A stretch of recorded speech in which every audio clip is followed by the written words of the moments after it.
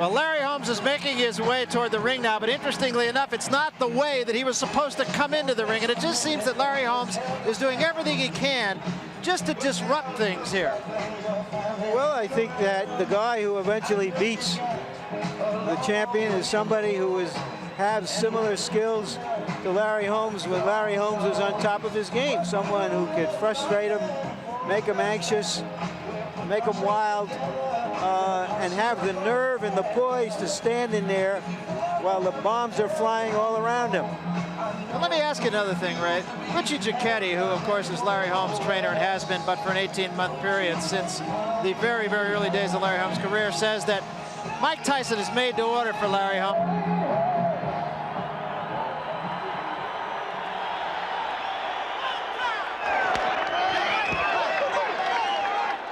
There he is, Mike Tyson, the youngest ever heavyweight champion, undefeated, 32-0, 28 knockouts. Won the WBC crown in '86 from Trevor Berbick, and in '87. Last year he took the WBA title from Bone Crusher Smith and Tony Tucker to become the undisputed heavyweight champion of the world. Look at the pace they're coming towards the ring. Must be in a hurry for the payday, and it's a big one. It's in the millions now.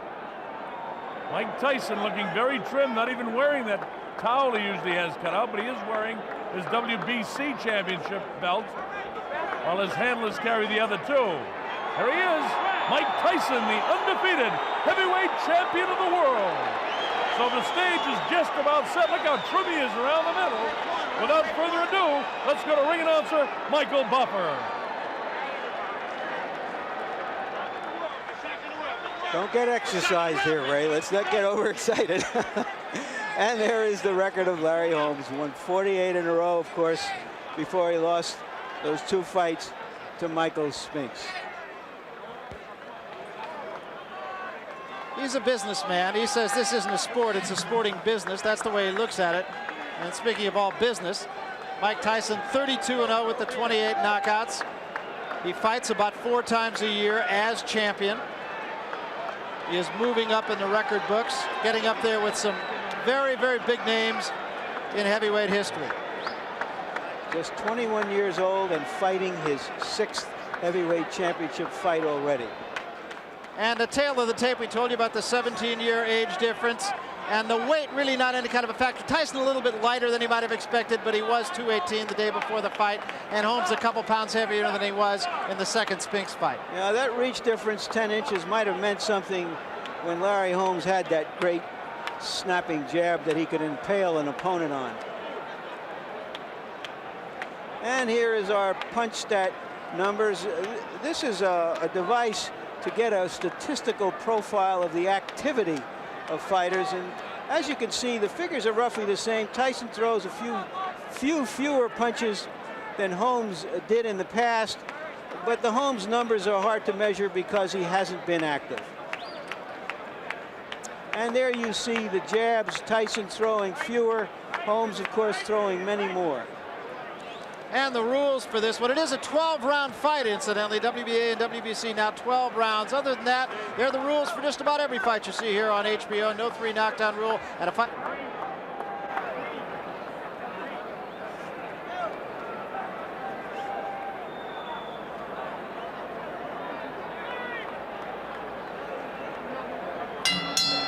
Ladies and gentlemen, welcome to heavyweight history here in Convention Hall in Atlantic City.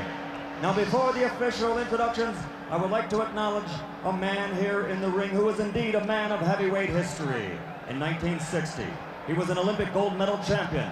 In 1964, he became the heavyweight champion of the world. In 1974, he again won the heavyweight title. And in 1978, he became the only man in heavyweight history to win 3 world championships. Ladies and gentlemen, the former 3-time heavyweight champion of the world, Muhammad Ali. Muhammad Ali.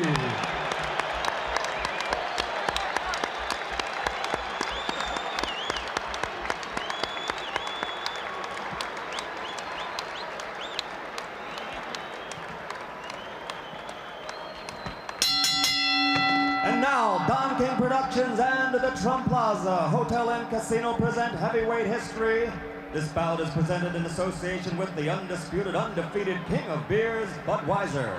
It is sanctioned by the New Jersey State Athletic Control Board. Boxing Commissioner Larry Hazard, Chairman Jerry Gormley, Deputy Commissioners Nick D. Balistrari and Lawrence Wallace.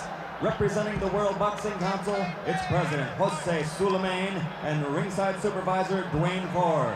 Here for the World Boxing Association, legal counsel James J. Binns, Esquire. The three judges doing the scoring for this contest: Rudy Ortega, Nicasio Drake, and Charlie Spina. The timekeeper is Lindsey Tucker. Counting for the knockdown seconds, Frank Cappuccino. Chief ringside physician, Dr. Frank B. Doggett. Also in attendance, Dr. Charles Wilson and Dr. Stanley Eden. And the referee for this bout is Joe Cortez. And now, ladies and gentlemen, let's get ready to rumble!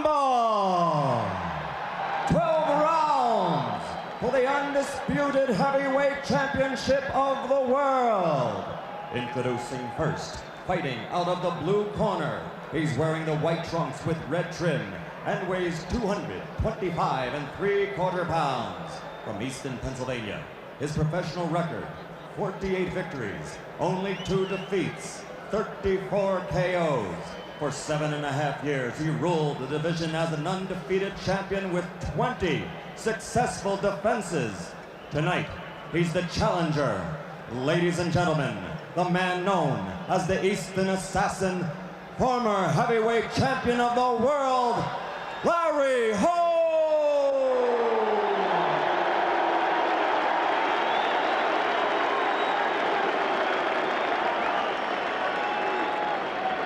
And in the red corner, wearing the solid black trunks, weighing 215 3/4 pounds, from Catskill, New York, which is the hometown of the late great trainer of champions, Cus D'Amato. His professional record, a perfect 32-0, 28 KOs, 23 KOs in 4 rounds or less, and 16 knockouts in the first round. Ladies and gentlemen, I present you the undefeated, undisputed heavyweight champion of the world, Iron Mike Tyson. Well, the crowd is ready for the heavyweight championship of the world. Mike looks almost bored, but he's anything but. That's just his demeanor. I gave you both the rules in the dressing room. Remember what I told you. I'm here to enforce my rules. Obey my commands at all times. Any questions? All right, shake hands. Good luck to both of you. All right, we're set to go. The young bull and Mike Tyson against the old bull and old warrior and Larry Holmes. Mike coming off a 7th-round KO over Tyrell Biggs. Larry Holmes, as you know, lost that 15-round decision to Michael Spinks. He also lost his IBF title in the fight prior to that to Michael Spinks in a very close and controversial decision. Actually, both of them were. Here he is, Larry Holmes in white, and Mike bangs to the body right away. Holmes hangs on. Larry had over 20 title defenses when he was champion. And now the young guy is chasing him down. I'm a huge fan of Larry Holmes, but this isn't the Larry Holmes that I want to remember. Michael Tyson's legacy is in front of him. It remains to be seen what greatness he may achieve in the heavyweight division. Larry Holmes will go down in history books as one of the great heavyweight champions of all time.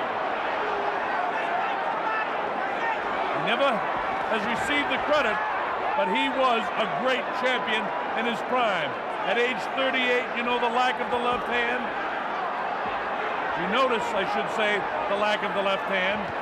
In the old days, Larry would have had that left hand, which was like just a jackhammer in the face of so many opponents. And from behind that, he'd throw the right. But tonight, it's obviously missing. Larry's still up on his toes and able to move a bit. But time robs all great champions of the ability to move. Holmes needs to be able to move like this if he's going to do anything against the stronger Mike Tyson. Midway through the first round, no heavy blows landed, and very few punches even thrown by Larry Holmes. The Eastern Assassin is the shadow of his former self, but for the kind of money they pay to fight for the heavyweight championship, you can't blame a prize fighter for fighting for the type of prizes they have today. We're in Atlantic City, New Jersey. I'm Bob Sheridan, and this is the heavyweight championship of the world. As Mike bangs Larry behind the head. Larry ties him up. Let's go. Now Mike up at his toes, tries to get the footwork going, trying to pick up the pace. Caught Larry with a pretty good left hook. That's the best punch landed so far.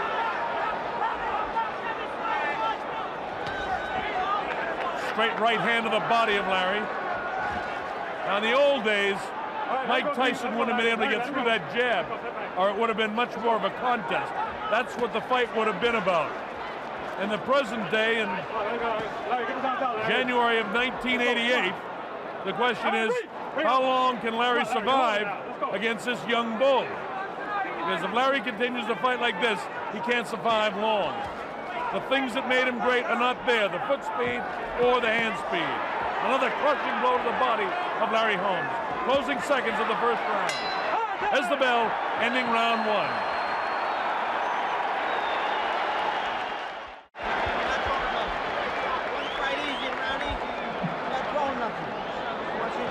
Kevin Rooney talking to Mike. The crowd is really juiced up. I can hardly hear what he's saying. But he wants to stay right on top of him, is one of he's saying.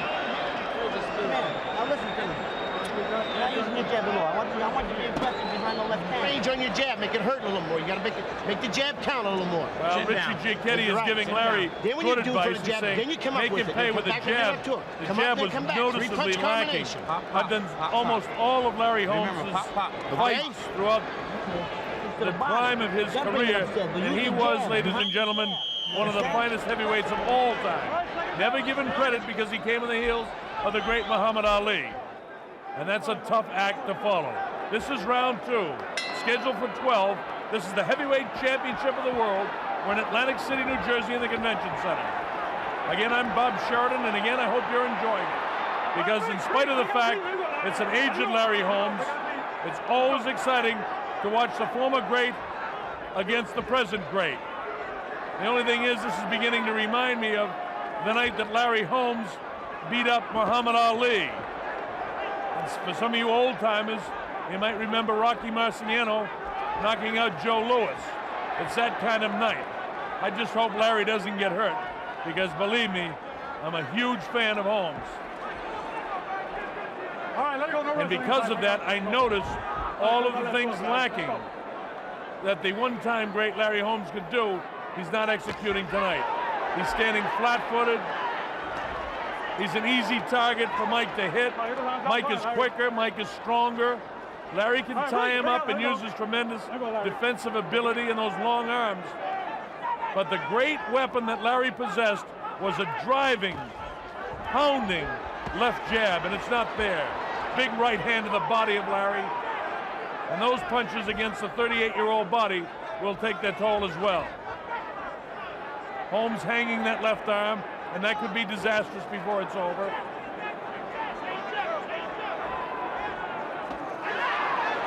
Larry comes with what looked to me a half-hearted uppercut midway through this, the second round of a scheduled 12-round championship heavyweight fight. In the old days, Larry would have had that left jab just punching and punching and punching and setting up the right hand, and he'd have been moving up on his toes. But in this day, Mike Tyson just walks right through. Nice job by Joe Cortez, making them break clean. Larry got a sneaky right hand through there, but it didn't hurt Mike. Larry had 34 knockouts in his career, but most of them were kind of like Ali's knockouts. They're accumulation of punches, except against lesser opponents, and then he was able to knock them out clean. Larry was a great boxer in his prime, and he's having trouble holding off the young bull. Notice he just holds the left hand out now. In his prime, that would have been pumping in the face of Tyson. Would have loved to see these guys fight in their prime, but it just doesn't happen that way. Mike gets through. He's showing no respect for the former greatness of Larry Holmes, and he doesn't have to tonight because Larry can't execute what he used to be able to execute. This is professional boxing, and it's about money, and that's why Larry's fighting. Fortunately for Larry in his career, he's never been hurt, and I hope he doesn't get hurt tonight. There's the bell, ending round 2. Another easy 10-9 round for Mike Tyson.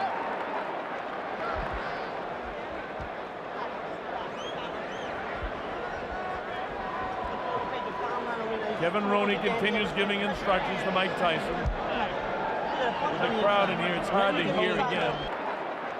Don't tell me I ain't holding you tight. You're not punching me. Let him hold you. Mike answers back Kevin. Notice Kevin tells, hey, Mike, not taking that. You listen to me.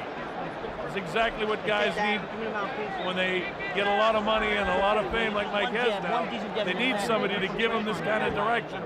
Kevin Rooney, one of the best at it. He's been with them since he was a kid. Let's see what we see here. Digs to the body, now the left hook. That grazes past the chin of Larry. There was one other punishing body shot during the course of the second round. All right, here we go, round number 3. Atlantic City Convention Center in Atlantic City, New Jersey. The heavyweight championship of the world. Larry Holmes. Notice how flat-footed he is, and you remember when he used to fight up on his toes, bouncing left, bouncing right, sticking that jab out, really stinging the jab. There's a little bit of bounce there, but then he goes back to settling down, back on his heels. Mike moves the body, moves the head side to side. He's up on his toes. And when Mike gets up on his toes and moves side to side, he's at his best. But right now, with the inability of Larry Holmes to land the jab or even use it much, Mike comes right through. That's one of the best combinations that Larry's thrown, and it doesn't shift Mike at all. It doesn't even back him off. That'll just give Mike more confidence. If that's Larry's best hand, look at this. He comes right through the left again. The noticeable lack of the left, I should say. And I'm not knocking Larry Holmes. I've mentioned twice already what a tremendous fan I am. I love Larry Holmes as a fighter. Make no mistake about it. I actually hate to see him fighting Mike Tyson. I understand why, though. This is a business. A half uppercut inside caught Mike, but it didn't hurt him. This is round 3. Joe Cortez has them break clean. Notice Larry right down on the flat of his feet. Mike up on his toes. Larry standing flat-footed. Mike comes right through because there's no jab there. And without that great stiff jab that Larry had, Larry's just another fighter. Midway through round number 3, and he's just another, I'm afraid to say, but I have to say, another aged heavyweight. Looking for another payday. Looping right hand gets through and shifts Larry back. Larry tries to work the uppercut inside. Nice defense inside by Larry. He's got those big long arms.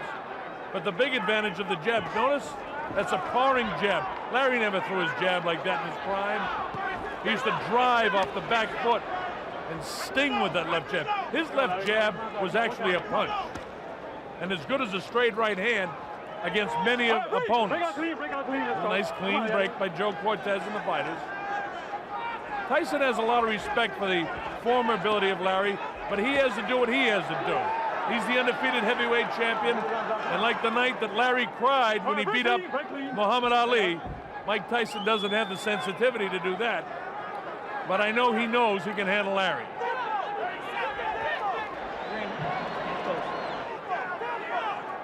Holmes parring with the left. A little bit of a stiff jab that time, but not punishing. Larry tentative with his right hand. He ties him up inside so Mike can't punish the body. There's a digging body shot, a bit on the low side. About 10 seconds to go, and this is the 3rd round. Joe Cortez says, keep him up, Mike. Borderline shot. And there's the bell ending the round. The right hand gets through, and a light left just at the bell. Larry says, hey, Joe, keep an eye on that.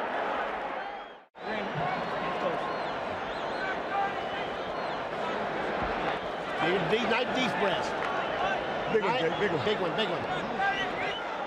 Something red in that. That's not water that he's getting in there. I don't know what that is, but Other what? I don't think you're supposed to have it, whatever it is. Me. It's all Let academic him do because it, okay? if it's All something right, in there that can okay, keep all him right, going for a okay, few hold on. rounds, it's great. Let's Here's go the now. water now. Come on now. Okay, let's see the replay.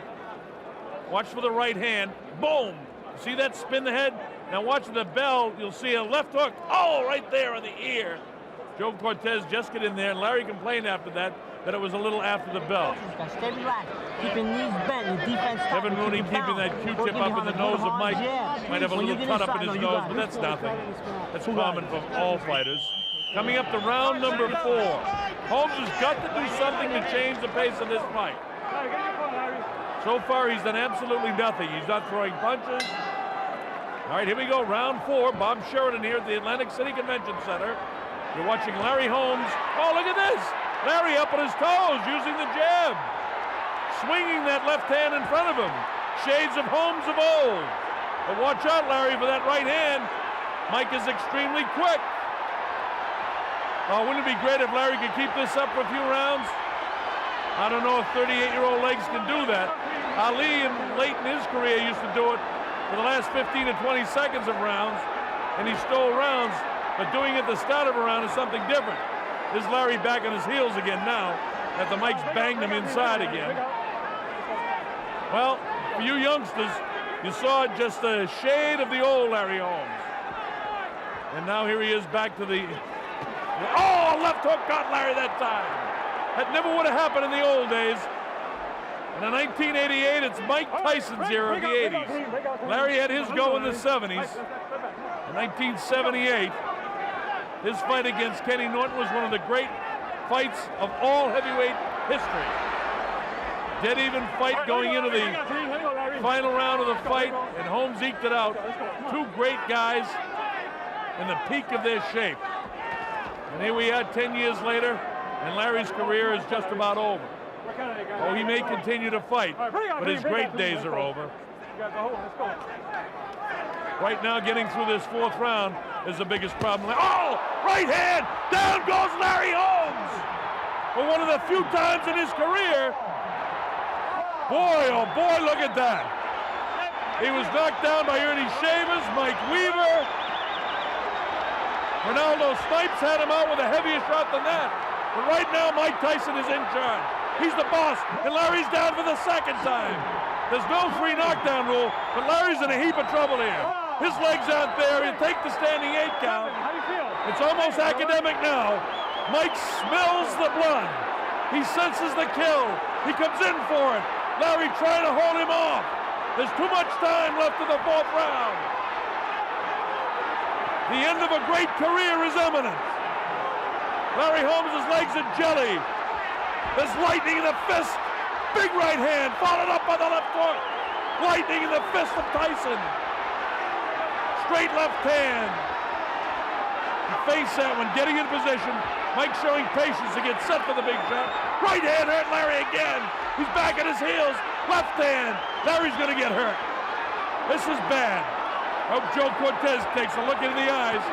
Larry gets nailed with the left hand, the right hand, digs to the body, goes to throw right hand, gets clipped with a big right hand. He won't get up from this one. It's all over. Joe Cortez has seen enough, and Larry Holmes is knocked out.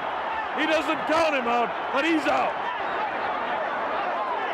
It looked a bit like Larry was in the process of throwing a right hand to get caught up in the ropes, and when he threw the right, the power of the right spun his body towards the right, and it left him wide open with his left hand down for a right hand of Mike Tyson, and he got clipped and he got knocked out. A lot of confusion in there. Larry seems to be okay, thank the good Lord above for that. Again, I've been a tremendous fan and boost of Larry Holmes throughout his career. He may be my favorite of all time. Of course, Ali is in a class by himself, but in all the other heavyweights, I love this kid as a fighter. Never got his just due. He was a tremendous champion. But this is the man of the hour. Mike Tyson's record goes to 32-0. Here's the first knockdown, a crushing right hand right on top of the temporal bone and above that left eye. Same thing, different angle, watch for it. Feints, boom, right there, look at that. The power of that right hand. And Mike driving off his back foot and really has everything going. Watch the way, see? Watch the way, see? He's almost jogging into it. He's got everything going for him when he lands that right hand. Please clear the ring. In years gone by, Larry would have had the left up.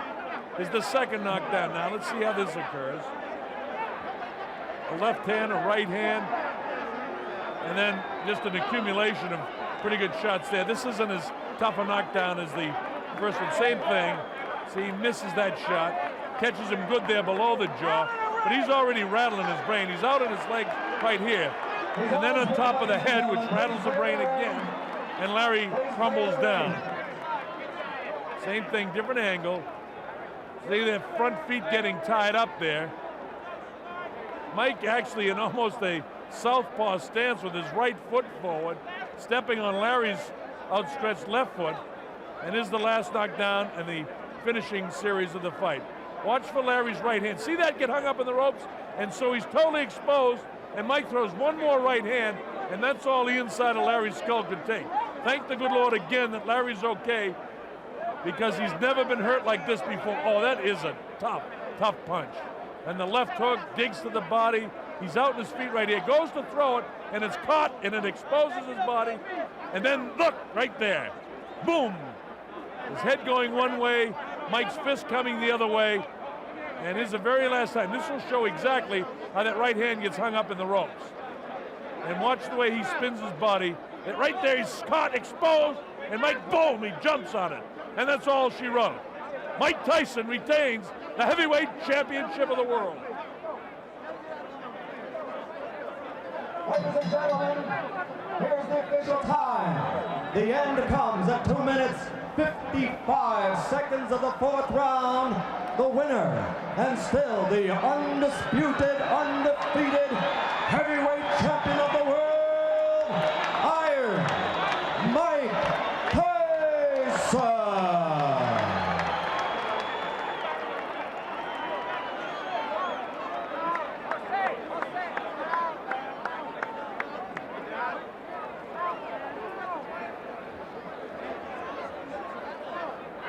Ladies and gentlemen, let's have a hand for the former champion, Mr. Larry Holmes.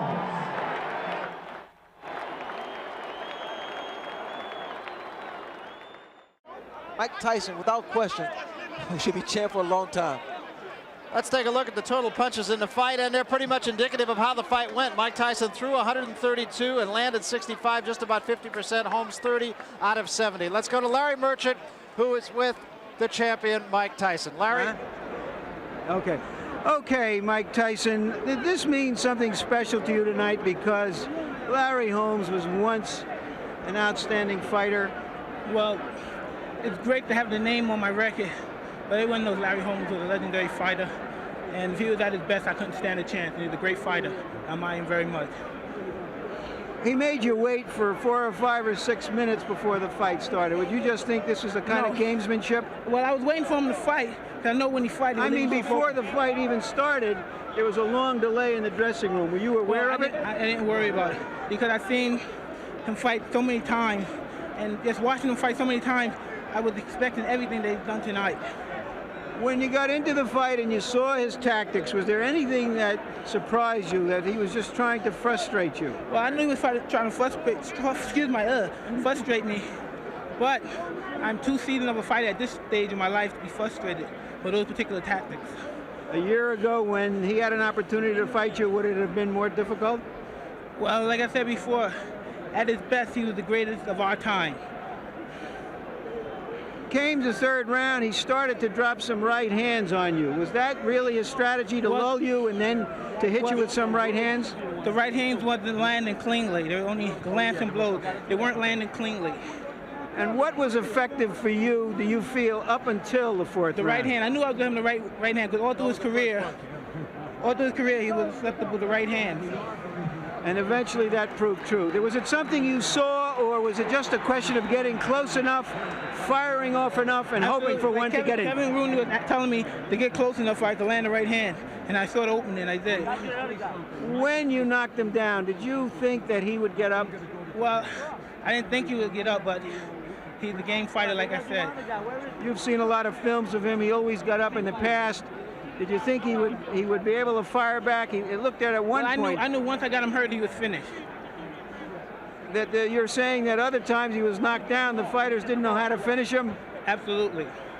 Okay, now let's take a look at the last knockdown, and please describe it for us, Mike. Well, at this point, I knew he was very hurt, and he was fighting back. So I knew to throw everything at him. So I didn't know what he did. Even though he was hurt, he was fighting back, and very dangerous, even though he was hurt. Now you see right here, he's throwing punches, but I'm trying to land. I'm throwing everything. Boom. Were you afraid that he was really hurt, or had you turned away and knew that it was over by that time? I knew it was over, and I knew I didn't hit him with hard enough punches in vital areas to put him out or hurt him permanently. What kind of feeling do you have now that you're over this hurdle? Well, like I say, it's just another obstacle to my goal, is being champion for as long as possible. You've said in the past that the fight is the easy part. Was this the easy part tonight? Absolutely, yeah. I said before this fight, this is a ceremony in which the torch is going to be passed from the great old king to the great new king. Do you feel in some way that that's when you said earlier it's a good name to have in my record, that's what that means? Absolutely, yes. The king is dead, long live the new king. Absolutely. Thank you, Mike. Thank you, Larry. And back to ringside.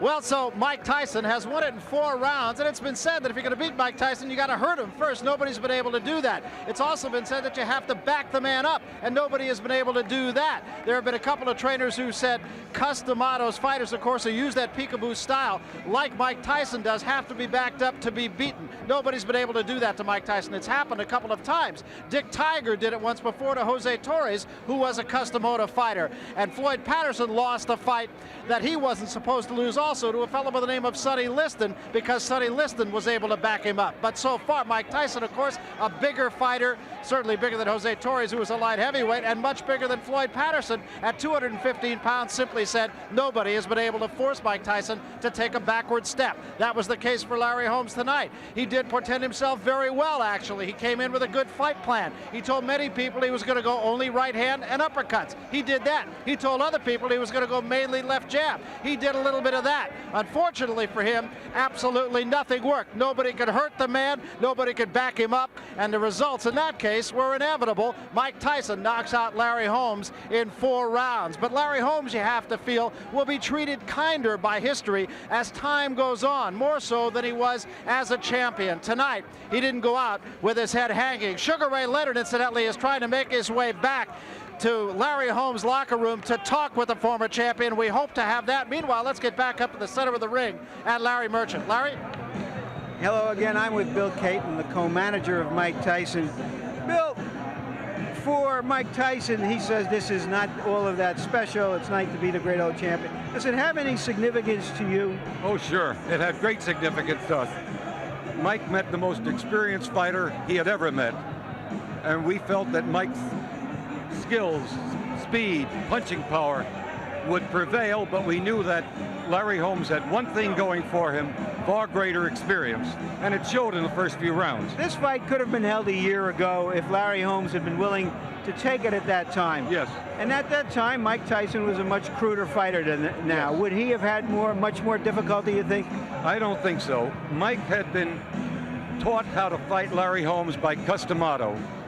Cus would sit at the screen over Larry Holmes' fights with Mike right next to him and tell Mike how he should fight Larry Holmes. Cus had always wanted Mike to fight Larry Holmes early in his career.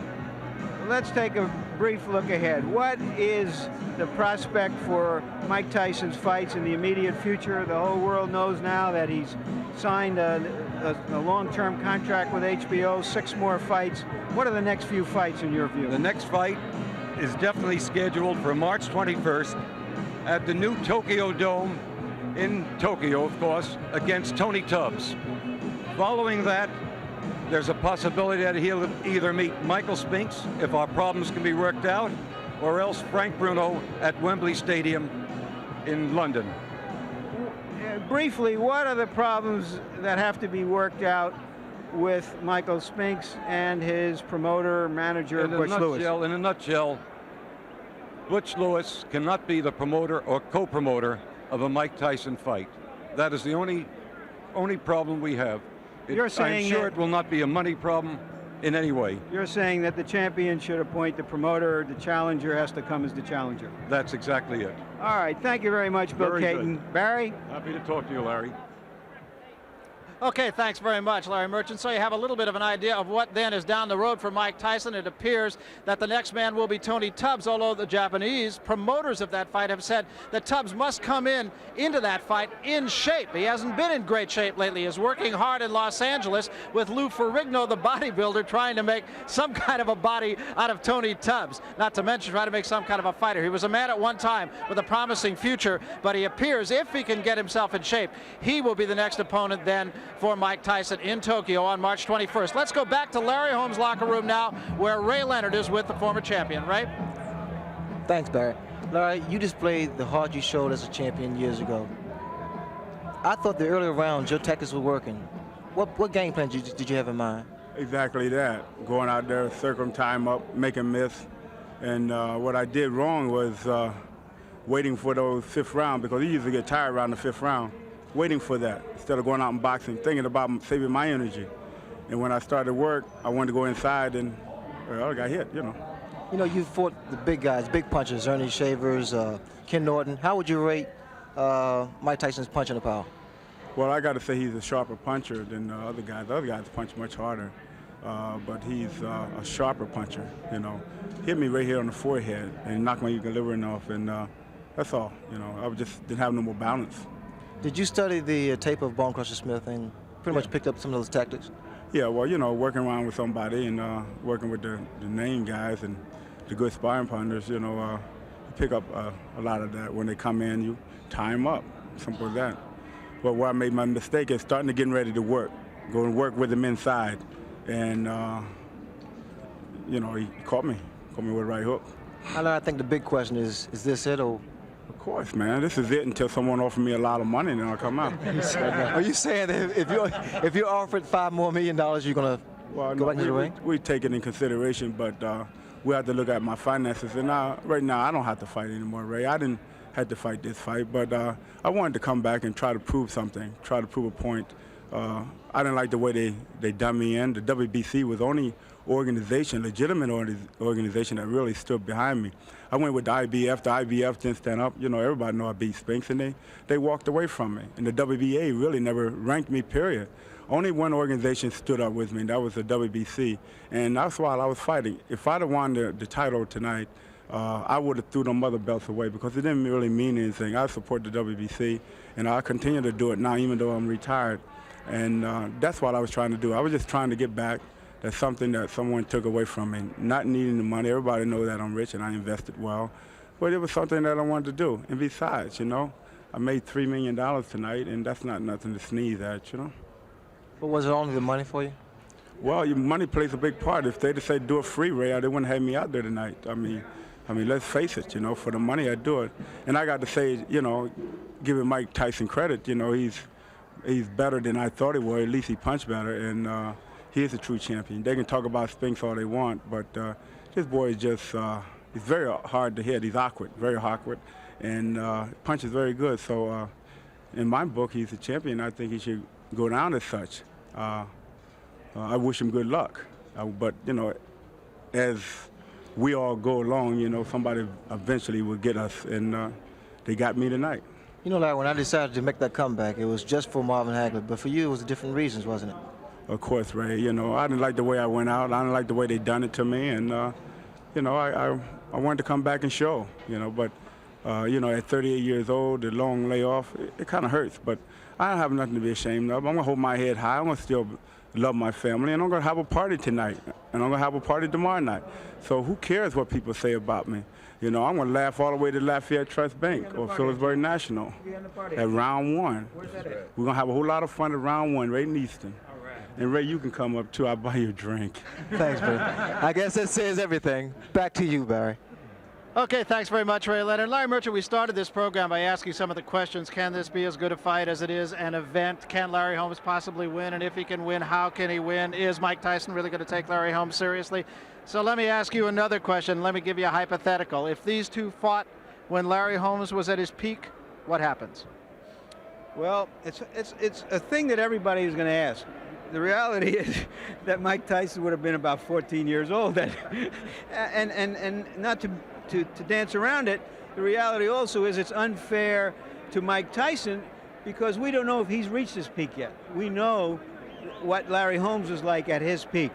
But I would say this, that Larry Holmes at his best, as we got a few little glimpses of in the early rounds, would have been all kinds of trouble for Mike Tyson at this point. He is the prototype of the kind of fighter who gives the Tyson kind of fighter all he can deal with. Capsulize this fight for us. Good fight, bad fight, mismatch, great fight. What do you call it? I think it was a good fight and a terrific fight for Mike Tyson because Holmes showed early on that he still had that residue of some of the old skills. He still gave him the slow ball on the outside corner, and then he tried to shoot a quick one on the knees, and so that the perception and the illusion is that he was still in there with somebody. And then in the third round, Holmes tried to sneak a few right hands over and actually might have won that round.